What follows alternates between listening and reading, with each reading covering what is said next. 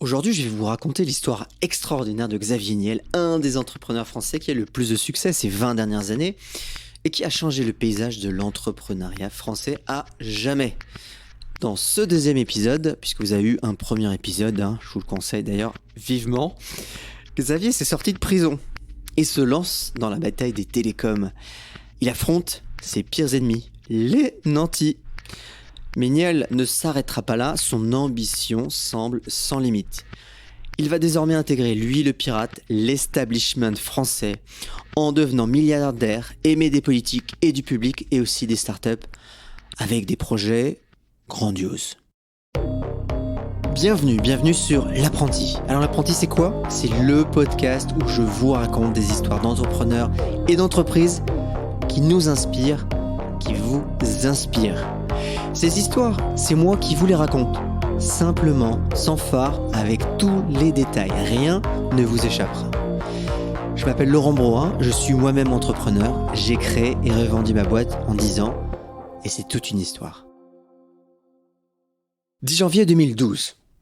Il fait froid, mais beau, en ce matin de janvier 2012. C'est aussi ce jour-là que Niel lance la bataille du mobile avec le lancement de son offre révolutionnaire. 9h10, Xavier Niel entre sur la scène. Il s'inspire vraiment des conférences à la Steve Jobs. D'ailleurs, il porte une chemise blanche et un jean noir. Le ton est incisif, agressif, même on sent presque un Niel en colère. Les pigeons, c'est vous, et vous le savez maintenant. Vous avez été pris pour des vaches à lait. Tant que le revenu moyen par abonné de nos concurrents n'aura pas été divisé par 2, vous resterez des pigeons. Merci d'être venus aussi nombreux. Franchement, ils nous font bien marrer. Mais quand même, c'est nous tous les pigeons. Enfin, c'est surtout vous maintenant, parce que moi, je suis déjà passé chez Free Mobile. Pour vous, ça va continuer encore quelques minutes, malheureusement. Il surprend tout le monde, même sa sœur ce jour-là. Niel n'est pas par nature agressif, mais il l'est devenu pour mener cette bataille. Lui qui n'aime pas prendre la parole en public sort totalement de sa zone de confort. D'ailleurs, on le sent bien dans les extraits vidéo que c'est pas sa tasse de thé. À la fin de la conférence, il est ému et il se met presque à pleurer. Il a une bonne raison pour cela puisque sa mère est décédée quelques mois auparavant. Sa mère à laquelle il était très attaché. Sa mère, c'était aussi son fidèle soutien.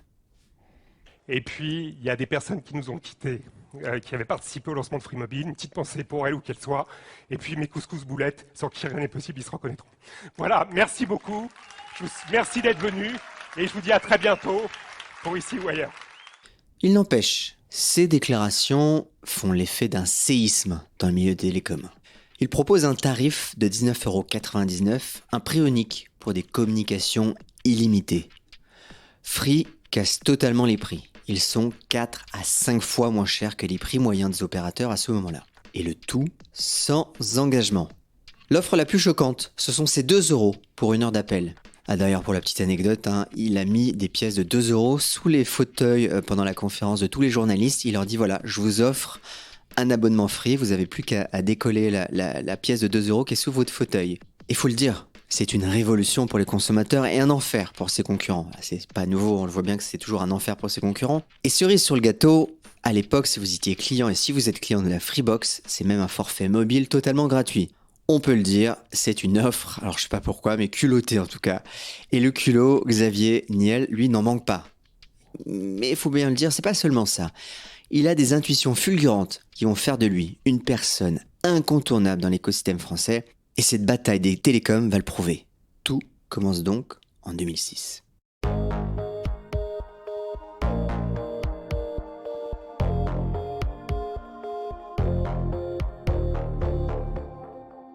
Une guerre sans merci démarre alors entre Bouygues, Orange et SFR, évidemment Free dès 2006.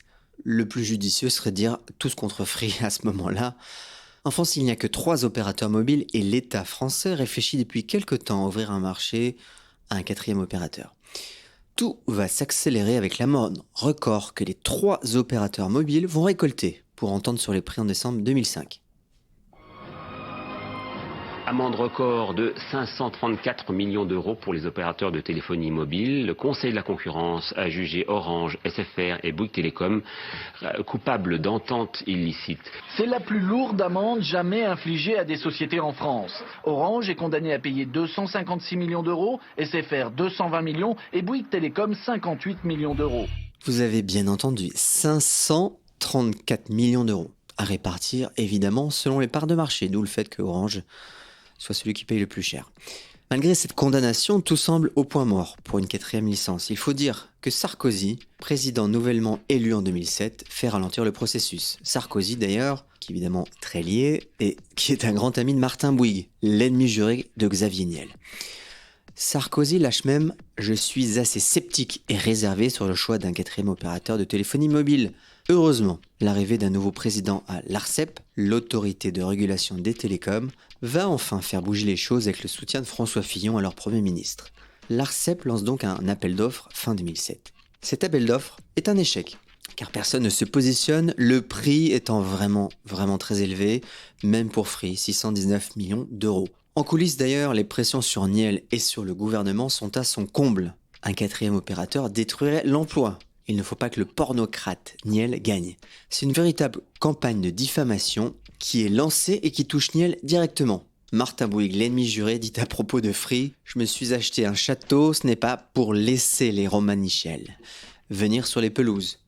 Xavier Niel fera d'ailleurs un camion publicité qu'il garera devant le siège de Bouygues avec cette citation « Nous sommes des Romanichels ». Des menaces de mort sont même proférées à l'encontre de Xavier Niel qui va jusqu'à déclarer « Si je venais à me suicider ou si je devais mourir dans un accident de voiture dans les 3 prochains mois, vous saurez que ces menaces sont sérieuses parce que je ne suis pas du tout suicidaire et que je conduis très prudemment. » Finalement, en 2009, l'ARCEP lance donc un 2e appel d'offres au prix de 240 millions d'euros. Et malgré de nombreux concurrents potentiels, c'est finalement Free qui l'emporte seul. Le lancement de 2012 est un séisme dans le monde des télécoms. Il faut le dire, malgré un lancement réussi avec des retombées de presse gigantesques, le réseau de Free est très défaillant. Perte de connexion, trou de couverture, antenne défaillante. Heureusement, la seule obligation de Free dans le cadre de cet appel d'offres, assurer 27% de couverture avec son réseau. Heureusement, le contrat d'itinérance avec Orange va sauver Free. Orange, donc c'est quoi un contrat d'itinérance ? Orange complète la couverture de Free pour permettre à Free de couvrir le réseau avec une bonne qualité son et données. Ce contrat est signé en 2011 sous la pression de l'ARCEP entre Stéphane Richard et Xavier Niel. Évidemment, cette dépendance, le 4e opérateur la paie au prix fort. De 2012 à 2019, il verse entre 4 et 5 milliards d'euros à Orange. Il n'empêche, le 10 janvier 2012, écoutez bien, 1,1 million d'internautes ont souscrit un contrat Free Mobile. C'est tout simplement gigantesque. En 2013, ce sont 5 millions d'abonnés, puis jusqu'à atteindre 13 millions d'abonnés en 2019. Le pornocrate, le Romanichel, il a vraiment gagné sa bataille. Mais il a fait plus que gagner une bataille. Il a entamé la construction d'un empire.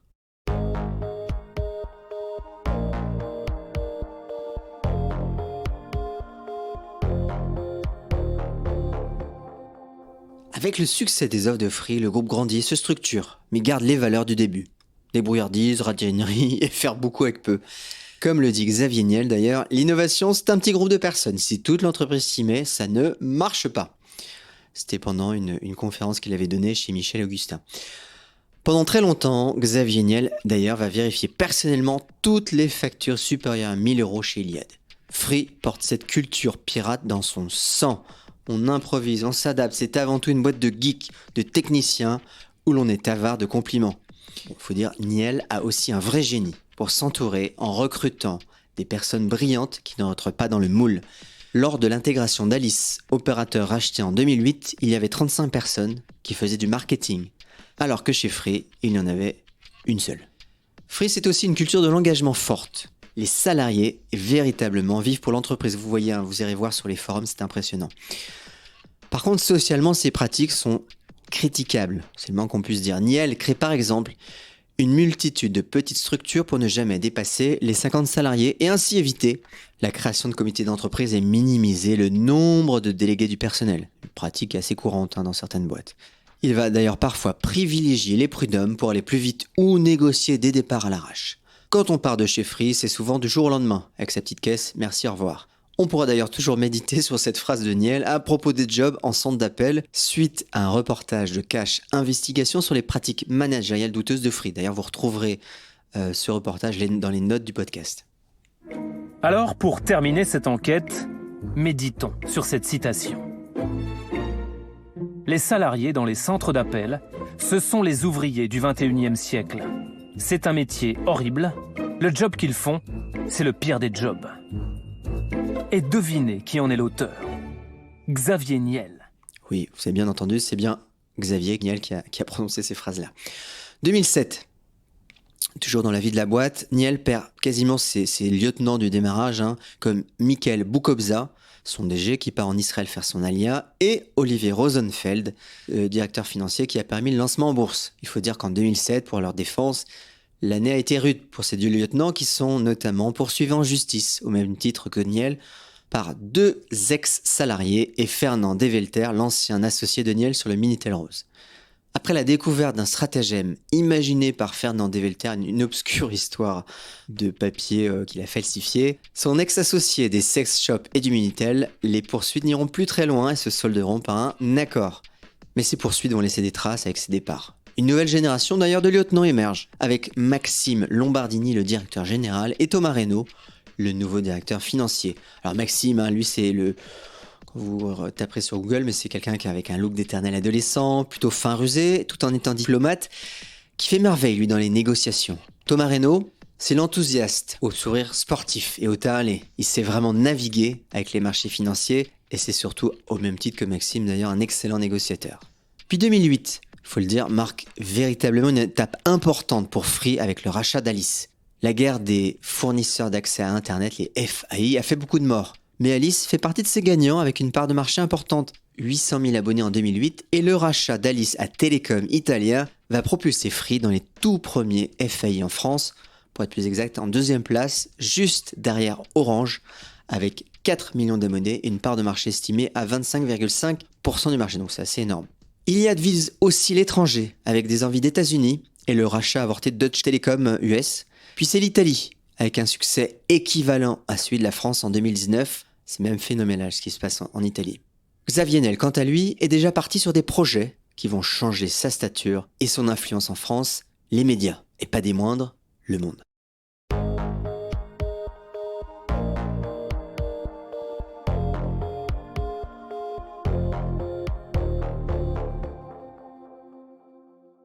La relation de Niel avec les médias est pourtant complexe. Il fait d'ailleurs une déclaration qu'il va regretter pendant de nombreuses années. Quand les journalistes m'emmerdent, je prends une participation dans leur canard et ensuite ils me foutent la paix. Dans tous les cas, comme il l'affirme, l'acquisition du Monde lui permet en un coup de fil d'appeler n'importe quel ministre et d'accroître son influence considérablement. Avec Pigasse et Berger, ils vont constituer le trio BNP, pas la banque évidemment, pour acquérir les parts dans le journal Le Monde. Pierre Berger, donc lui c'est l'ancien président de Yves Saint Laurent, et Mathieu Pigasse, c'est un banquier d'affaires. Pourtant, il n'était pas favori, il faut bien le dire, l'establishment, comme d'habitude, lui préférait Claude Perdriel, soutenu par Alain Minc, évidemment Sarkozy dans l'ombre. Mais le trio BNP rallie les suffrages de la rédaction des journalistes. Niel déclare alors « Le projet, c'est vous. Nous, on veille aux indicateurs économiques. » Et c'est bien ce qu'il va faire d'ailleurs. Michael Boukobza, qui maintenant se fait appeler Michael Golan après son alia en Israël, va passer les comptes du Monde au hachoir. Renégociation du loyer, les impayés, les notes de frais, tout y passe. La vie ne sera d'ailleurs pas un long fleuve tranquille au Monde pour le trio, et en particulier pour Niel. La mort du rédacteur en chef du Monde, Eric Israelevich, voilà, j'y suis pas arrivé, mais c'est pas grave. Puis les recherches successives d'un nouveau rédac-chef sont compliquées. Il va même avoir des problèmes avec Pigasse, après que celui-ci ait vendu ses parts à un homme d'affaires tchèque. Contrairement d'ailleurs à ses paroles de départ, Niel défend vigoureusement l'indépendance des médias. Mais les résultats financiers sont là, Le Monde gagne de l'argent. Le deuxième élément, c'est qu'au Monde, il y a eu une séparation claire entre la partie éditoriale et la partie financière.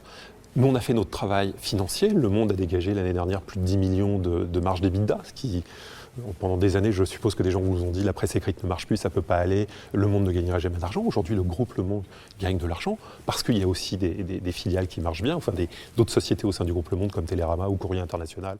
Il ne va pas s'arrêter là puisqu'il rachète le Nouvel Obs en 2014, puis en un an, entre juin 2019 et juin 2020, il fait les acquisitions successives des groupes Nice Matin, France Antilles et Paris Turf, tous en grave difficulté. Niel, par ses acquisitions, prend une nouvelle stature et devient véritablement influent. Non plus seulement économiquement, mais politiquement. Il devient d'ailleurs en plusieurs reprises l'homme d'affaires préféré des Français et apparaît aussi dans tous les classements des hommes les plus riches de France, notamment celui de Challenge ou de Capital. Il est même nommé Français le plus influent au monde en 2017 par Vanity Fair.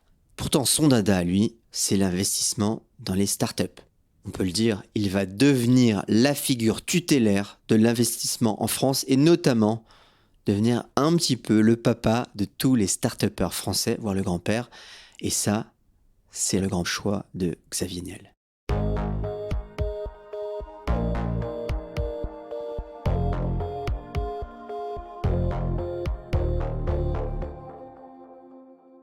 Alors les investissements, selon Niel, le principe fondateur d'investissement de Niel, il est simple.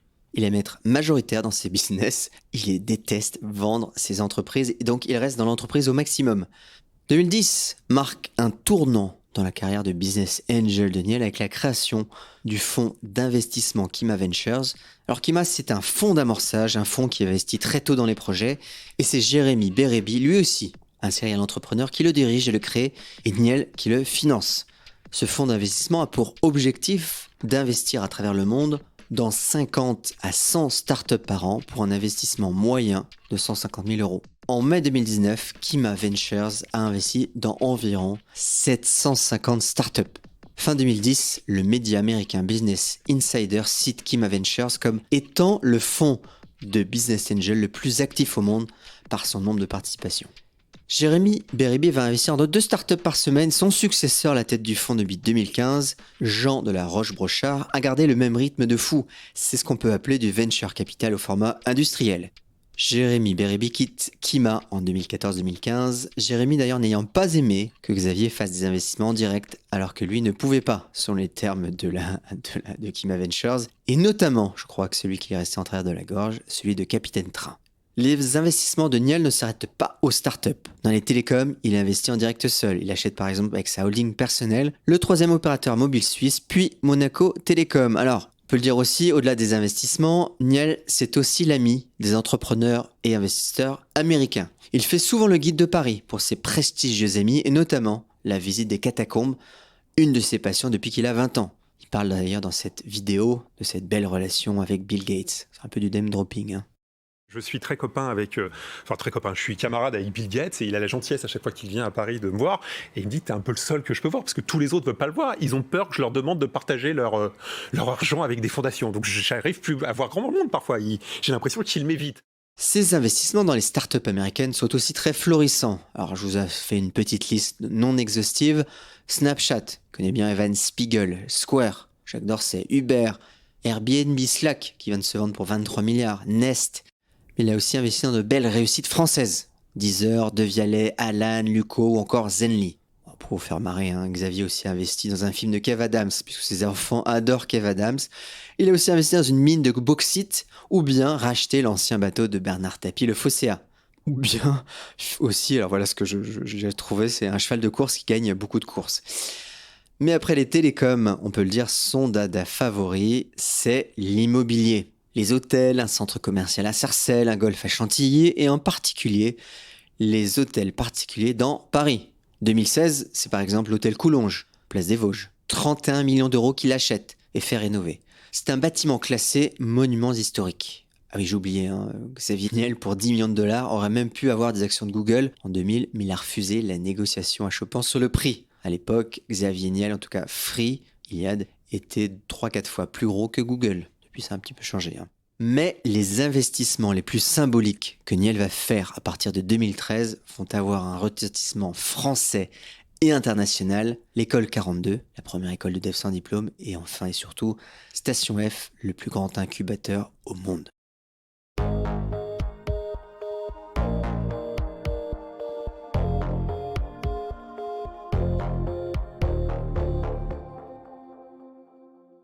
« 2013 est un premier tournant dans les projets visibles et symboliques de Niel avec la création de l'école 42. Alors les écoles, Xavier a déjà attaqué le sujet puisqu'il s'est lancé avec ses grands amis, Marc Simoncini, le fondateur de Mythique, et Jacques-Antoine Grandjean, le fondateur de Vente Privée, dans la création de l'école européenne des métiers de l'Internet, EEMI. Mais il veut aller plus loin. Il veut un système égalitaire où l'école est gratuite et ne délivre pas de diplôme. Il veut en quelque sorte développer de nouveaux pirates. C'est donc un projet qui lui tient à cœur. On pourrait dire qu'il veut faire des petits Niels. Niels s'associe alors avec Sadirac, rencontré dans les années 80, vous vous rappelez dans l'épisode 1, dans les sous-sols de l'espionnage français. Donc Nicolas Sadirac, lui, a fondé, avant ça, la Web Academy, un cursus gratuit de 2 ans destiné à former les jeunes de 18-25 ans au développement web. Niels, en découvrant le concept, décide de le pousser plus loin avec l'école 42. La méthodologie développée par Sadirac est très ambitieuse puisque 42 s'appuie sur un système 100% peer-to-peer, autrement dit, sans professeur, sans diplôme et sans curriculum. Le 15 juillet 2013, 42 ouvre ses portes et c'est un succès incroyable avec 80 000 candidatures et 3 000 étudiants qui passent le test de la piscine. Le projet va encore plus loin, puisque Niels rachète pour 12 millions d'euros le bâtiment en face de 42, dans le 17e arrondissement pour ceux qui connaissent, pour le transformer en dortoir et héberger les étudiants pour moins de 200 euros par mois. Xavier voit grand, et la version américaine ouvre ses portes en novembre 2016 pour un investissement de plus de 80 millions d'euros. L'école 42 est désormais dans 20 pays, et Sadirac quitte le projet en 2018 après des soupçons de malversation. Mais le grand projet, le vrai bébé de Niels, c'est Station F, l'incubateur géant de start-up. Le 23 octobre 2014, Xavier Niels annonce la création du plus grand incubateur de jeunes pousses au monde qui accompagnera plus de 1000 start-up avec 4000 personnes dans le 13e arrondissement à Paris au sein de la Halle Fraissinet. Et c'est lui qui finance l'essentiel du projet en investissant la bagatelle de 250 millions d'euros, sur ses fonds propres évidemment. Le 29 juin 2017 à Paris, il inaugure en présence du président Emmanuel Macron le campus Station F. Et pour lui, c'est vraiment une forme de triomphe que l'aboutissement de ce projet. Il est d'ailleurs applaudi à tout rompre lors de l'inauguration et puis même porté en triomphe par Anne Hidalgo, la maire de Paris. Cette longue série d'applaudissements le met mal à l'aise lorsque notamment Roxane Varza, la directrice du campus à l'époque, le remercie. Et évidemment, je veux également remercier l'homme incroyable qui est derrière ce projet, Xavier Niels.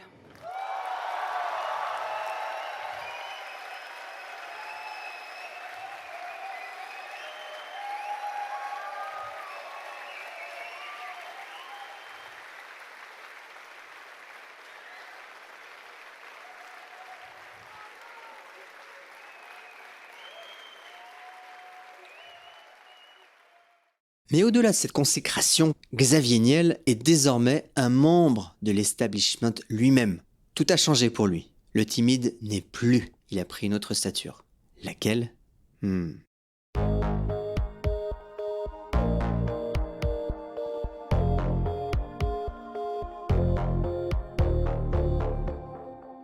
Défilé de mode, déjeuner avec Alain Minc, apparemment quand on déjeune avec Alain Minc, c'est la consécration ultime.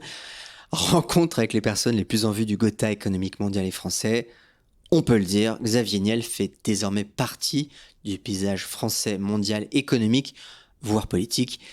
Il est même en couple depuis 2010 avec Delphine Arnault, la fille de Bernard Arnault, la première fortune de France, qui d'ailleurs voit la relation d'un mauvais œil dans un premier temps avant de l'accepter pleinement. Nicolas Sarkozy a même décidé de devenir chaleureux. Il n'écorche plus son nom. Il l'appelait Niels et en intimité, il l'appelait aussi le pornocrate. Bref, il a mené une vraie OPA sur tout l'écosystème français. Médias, start-up, politique, tout y passe. Alors, quel va être vraiment l'héritage de Xavier Niels ? Il veut d'abord protéger ses enfants, comme il l'a déclaré à plusieurs reprises. Il craint de les abîmer sous le poids d'une richesse transmise et non conquise. John, Jules et la petite dernière Elisa, née en 2012 de sa relation avec Delphine Arnault. Quand on a une fortune importante, je pense, ça devient quasiment un bien public, déclarait-il sur le plateau du Grand Journal en 2015. Il va donc développer une fondation et faire de la philanthropie comme son ami Bill Gates, comme il le disait précédemment. Au fond, ses vrais enfants, ce sont les start-up, les jeunes de 42 ou tous ses salariés à cœur. Cet anti-système qui s'est quand même bien embourgeoisé comme il le reconnaît lui-même, cherche des nouveaux modèles pour ces jeunes. Et vous, vous êtes dépassé ? Vous êtes embourgeoisé ? Ouais, bien sûr. Et c'est un vrai sujet difficile. C'est que souvent on dit, mais venez, vous avez l'image de l'entrepreneur parfait, entre guillemets, français. Je suis trop vieux.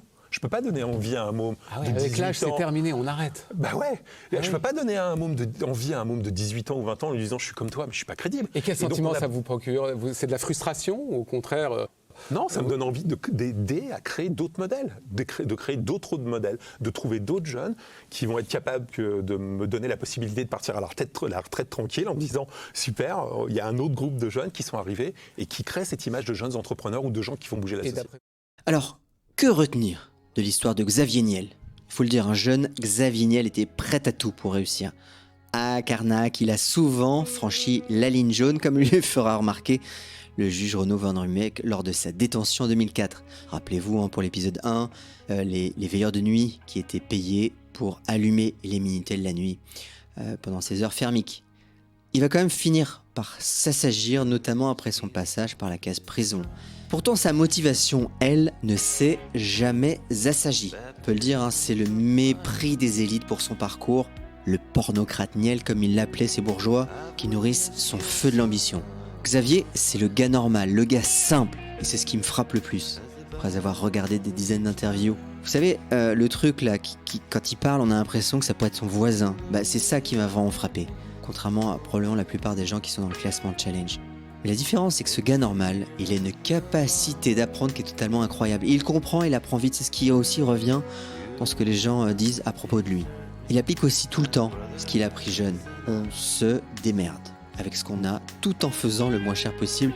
C'est un peu ce qu'on va retrouver dans toutes ses expériences, tout ce qu'il a vendu, tout ce qu'il a fait. Et surtout, on fait tout soi-même. En cela, d'ailleurs, il ressemble plus à Jeff Bezos qu'à Steve Jobs. Il est aussi très curieux et une soif de reconnaissance qui paraît immense. Il ne s'arrête jamais. J'ai senti notamment dans ses dernières interviews qu'il est à la recherche de ses successeurs, ces petits pirates, comme il pourrait le dire, de ceux qui vont disrupter la France. Il a accompli son destin et maintenant apparaît plus calme. Mais en est-il terminé pour autant? Merci d'avoir écouté l'apprenti. Ce podcast, ce sont des heures et des heures de travail et de recherche et votre écoute est très précieuse pour moi et pour toute l'équipe qui est derrière, Gaëtan, Eric et tous les autres. Je ne pourrais continuer ce travail de fond sans votre aide et si vous pouvez laisser un commentaire ou même 5 étoiles, je vous en serai très reconnaissant. Et pour connaître les coulisses et notamment les infos que je ne peux pas toujours vous donner, vous savez les petites infos non divulgables, les citations, etc., abonnez-vous à notre lettre sur l'apprenti.fr. Vous y retrouverez toutes les nombreuses sources qui ont permis de construire cette histoire. Merci pour votre fidélité et je vous dis à bientôt.